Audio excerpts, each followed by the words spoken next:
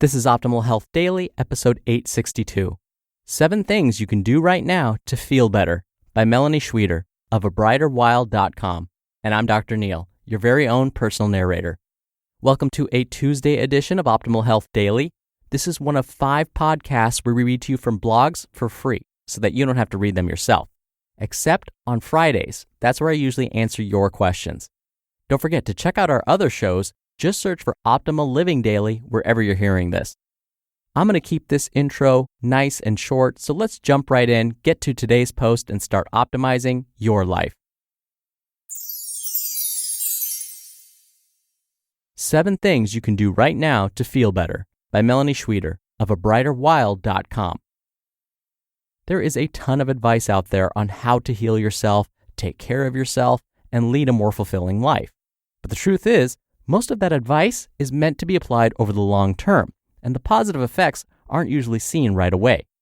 Things like eating an allergen-free diet, choosing a job that is low stress, and spending more time with your loved ones are all wonderful ways to nourish your body and your life. But what happens when you're feeling like and want some relief right now?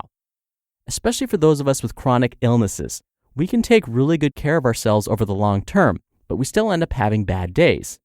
Sometimes the pain flares up or the fatigue suddenly becomes crushing, and the usual healthy habits that we've established can't do much in the moment. I personally think it's really handy to have a handful of things we can do to feel better, things that are simple, accessible, low cost, and don't require a lot of time. Consider these things as part of your emergency toolkit and start getting in the groove of trying them before you head for more drastic measures. It's really important to have things that we can do all by ourselves and on our own time. Being self-reliant is crucial to mental and emotional health, especially when you're ill or in recovery. The more things you can do to relieve your symptoms, reduce your stress, and change your mindset, the better off you'll be. And as you practice these things, you'll be better prepared for the inevitable bumps in the road you'll encounter.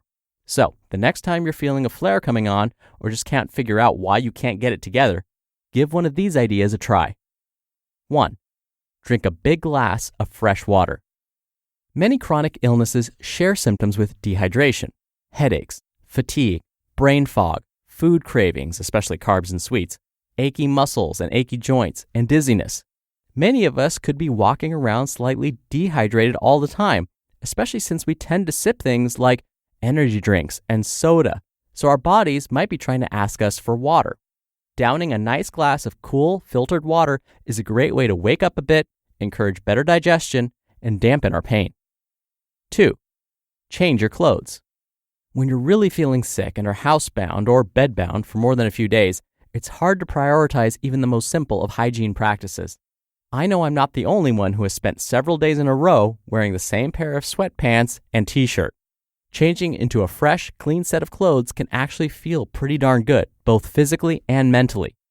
Doing something this simple can help you feel less grungy and sick and a bit more alive. 3. Eat some fruit.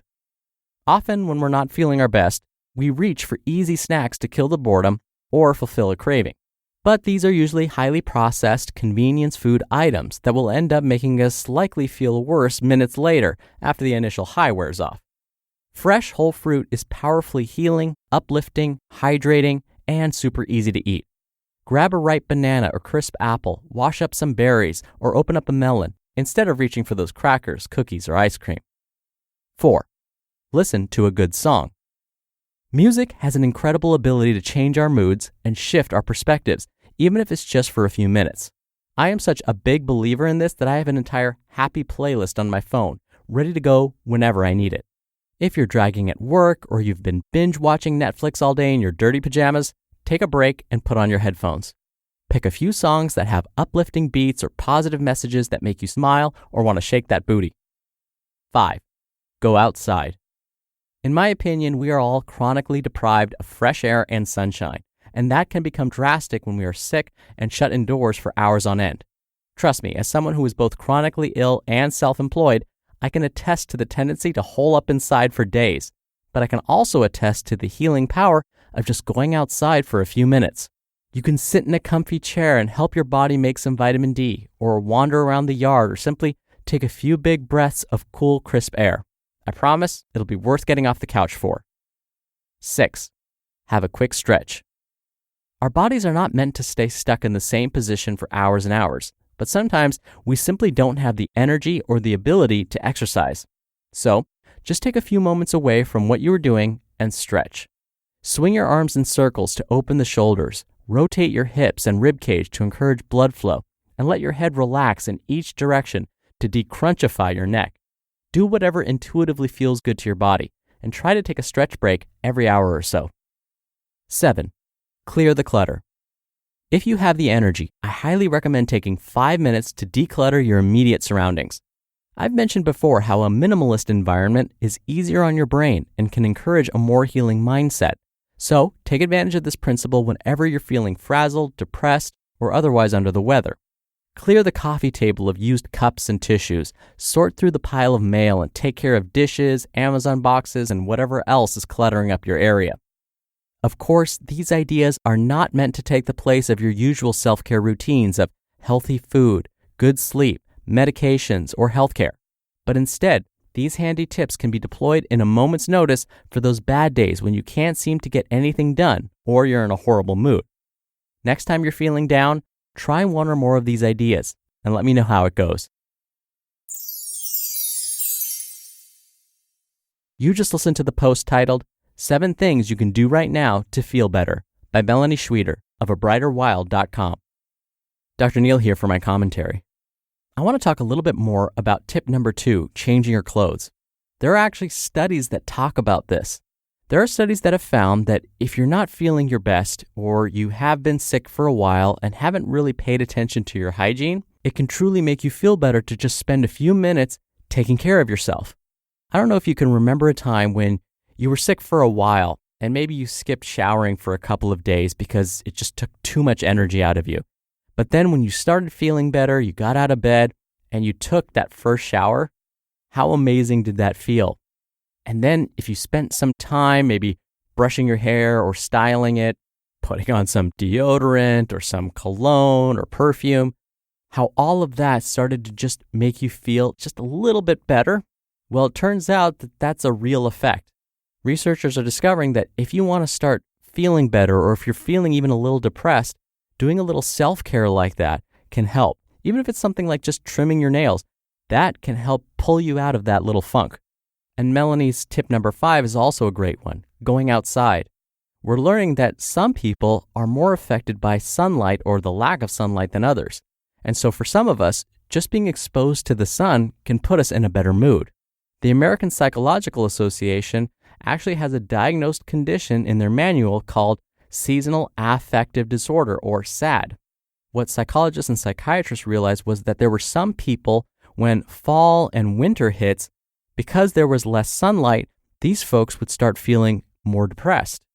And they discovered that it may be because of their lack of exposure to certain UV or ultraviolet light. This type of ultraviolet light comes from the sun. And so ultimately, this lack of sunlight may be contributing to their depressive symptoms.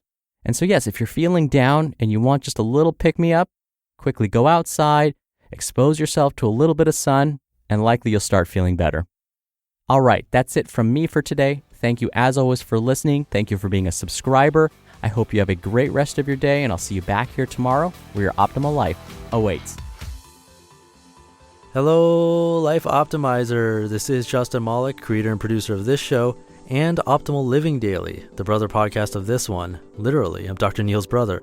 If you like the format of this show, you'll love Optimal Living Daily too, where I also read to you from blogs, but cover other topics like personal development, finance, and minimalism from bloggers like Derek Sivers, The Minimalists, Zen Habits, and many more. So for more amazing content read to you for free, come subscribe to Optimal Living Daily too, and together we'll optimize your life.